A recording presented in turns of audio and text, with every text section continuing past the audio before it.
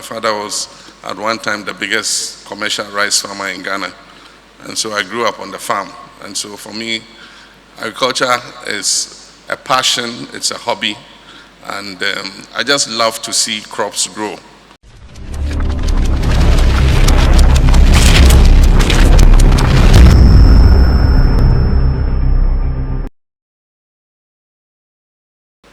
We live in a dangerous sub-region, and a recent incident has shown what the threat of instability and insecurity is to our regional integration and trade. As has been the tradition over decades, we trade amongst ourselves, and so agricultural products from Ghana are traded into Burkina Faso, and agricultural products from Burkina Faso, Niger, onions, tomatoes are traded into Ghana. Recently, some traders from Ghana went to Burkina Faso to buy tomatoes, and they were ambushed in a village where they were transacting, and armed insurgents, terrorist armed groups attacked, and unfortunately, we lost a number of our compatriots. Happily, there are few survivors, and so the Ghana Army is arranging to medevac them from Burkina Faso so that those who are injured can continue to receive treatment here in Ghana. And so on behalf of government and people, we express our condolences to the families of those who were either killed or have been injured. Agriculture is one of the most important contributors to our GDP, and it is a business that has long been looked down upon. I have two experiences. One, the son of a farmer. My father was at one time the biggest commercial rice farmer in Ghana, and so I grew up on the farm. And so for me, agriculture is a passion, it's a hobby, and I just love to see crops grow. Aside from that, my second experience is I've traveled far and wide, and sometimes I visit a country, and my colleague president invites me to visit his farm, and I've been impressed with what they do. I mean, public servants, ministers, every weekend, if you go to East Africa and other places, you better not make an appointment with a public servant on a weekend because you won't get him. On Friday, they leave to their farm, they come back on Monday and go to work. And so what Andy was saying, it's in line. Public officers, ministers, MPs, traditional rulers especially, because they are the custodians of the land. One of the major hindrances to tree crop development is access to land. And so traditional rulers especially, should take an interest in this initiative of promoting tree crops. So in whatever geographical area of the country you are, if it's in the north, a shea nut plantation, if it's in Brongahafu area, cashew, if you're in western region, rubber, cocoa, and if you're in Dodoa area and other places, mango. And so all of us must take an interest in the agricultural sector, and especially in tree crops. I want to thank Nana Kwebo-Ewusi. Andy referred to my own tree crop farm.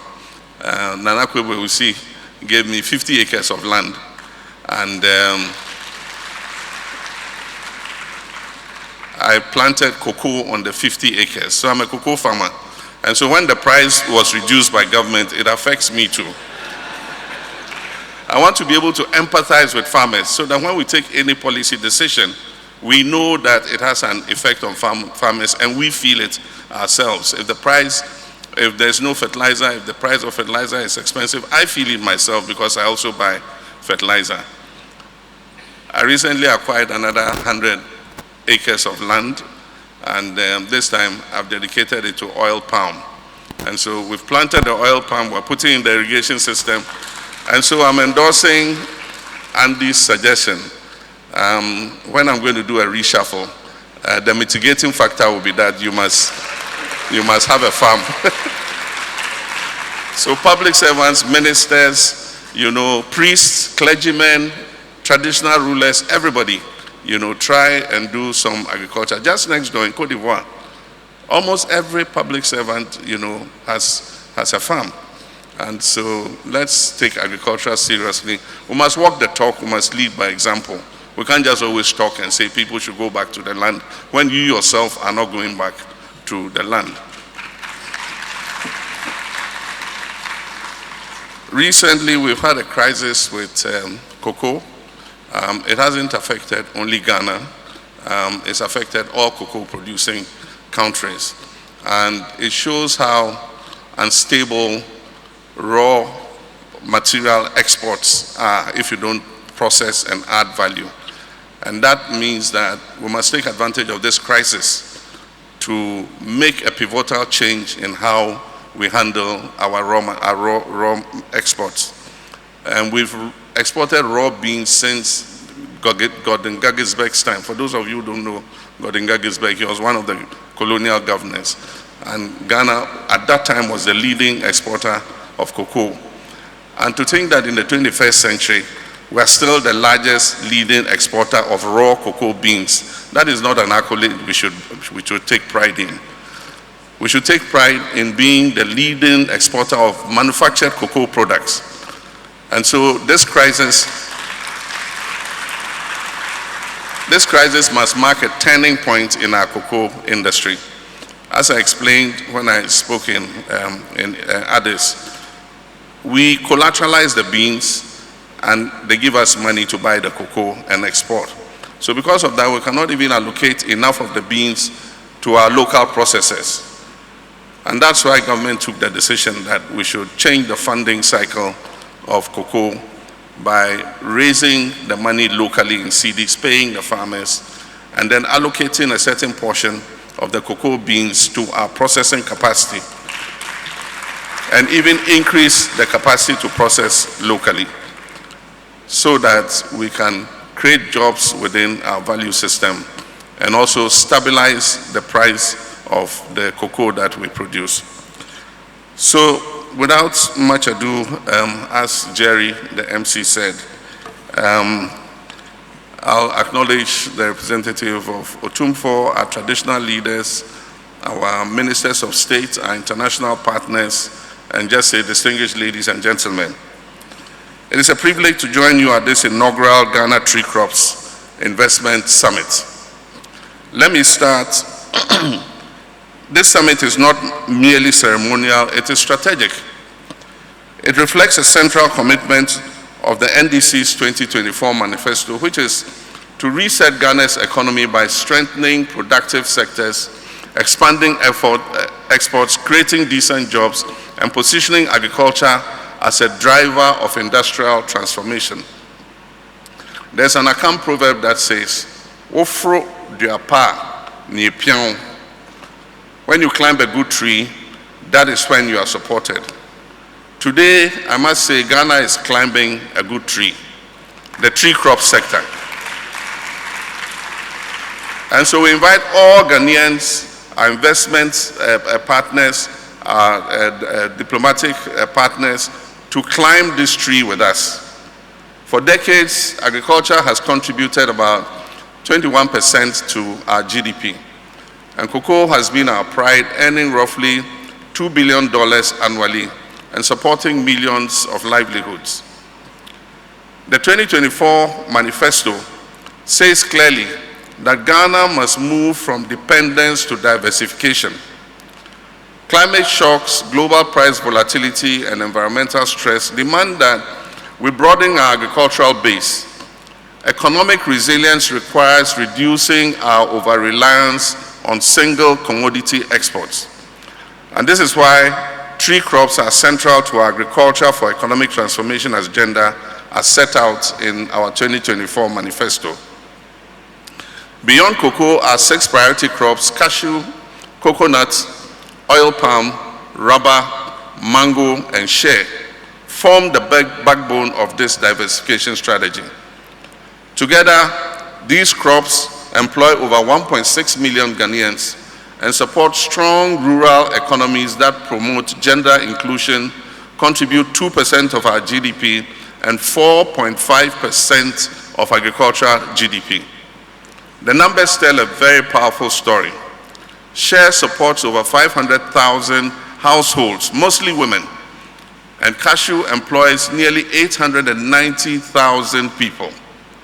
Rubber supports about 500,000 farmers, and oil palm provides jobs for over 120,000 Ghanaians. These are not secondary crops, they are engines of transformation. Our manifesto commits us to transforming agriculture into a high-value, export-driven sector, and tree crops are central to that vision. Government is committed to building a 24-hour economy, a system in which production, processing, logistics, and exports operate continuously round the clock to maximize productivity and to create jobs. And tree crops are well positioned within this 24-hour economy framework. We will no longer export raw cashew, and so I invite our investment partners who export cashew to come and build the capacity to process our cashew locally.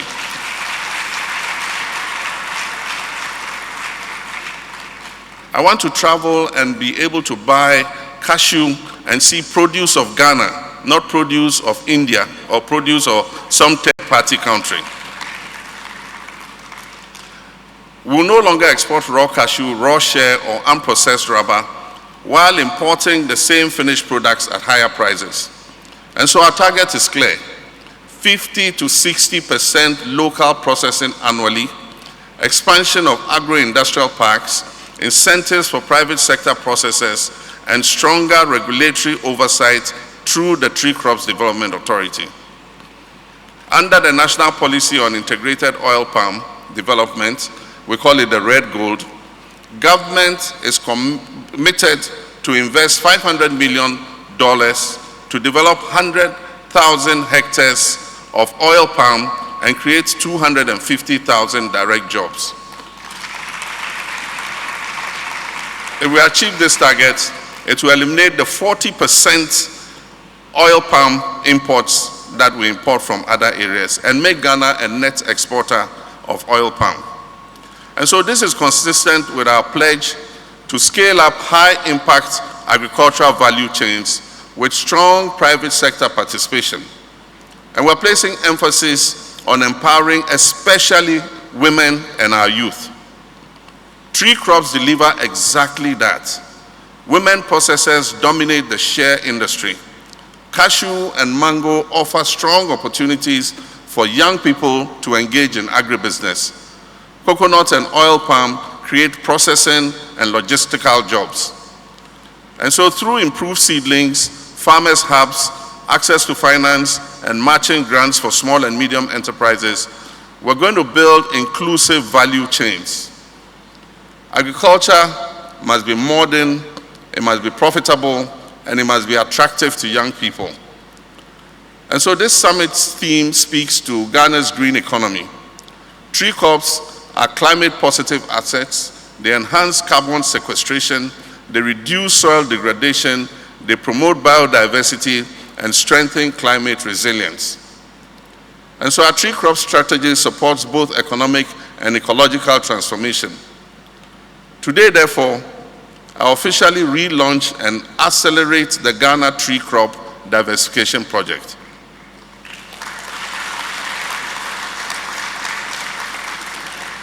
Under this $200 million World Bank supported program, 7.8 million cashew seedlings, 2.3 million rubber seedlings, and 3.9 million coconut seedlings will be distributed to over 30,000 farmers. And I hope that you here will be part of the 30,000. 52,775 households will benefit directly from the program, with 185 small and medium enterprises receiving matching grants. I've directed the Tree Crops Development Authority and Cocoa Board to expedite implementation of this program. Our farmers must see results, not paperwork. My administration is committed to expanding Ghana's export base and leveraging the African Continental Free Trade Area. And tree crops will position Ghana to supply the West African markets, access Middle Eastern markets and Asian markets, and expand processed exports and reduce foreign exchange vulnerabilities. Our 2035 ambition remains 12 billion annual exports, which will translate to 2 billion per crop. So for all the crops mentioned, from coconut to cashew to rubber, we expect $2 billion in export earnings from each of these sectors. It's very ambitious, I agree, and yet it's achievable if each of you here participates in growing one of those crops. The resetting agenda is about production, it's about jobs, it's about exports, it's about value addition, and it's about inclusive growth. And the tree crop sector encompasses all these 5 items I've mentioned. So let the Ghana Tree Crops Investment Summit 2026 mark the turning point at which Ghana decisively shifts from raw exports to industrial processing, from vulnerability to resilience, and from promise to performance. And so, on behalf of the government and people of Ghana, I declare the Maiden Ghana Tree Crops Investment Summit and Exhibition 2026 officially open. And I pray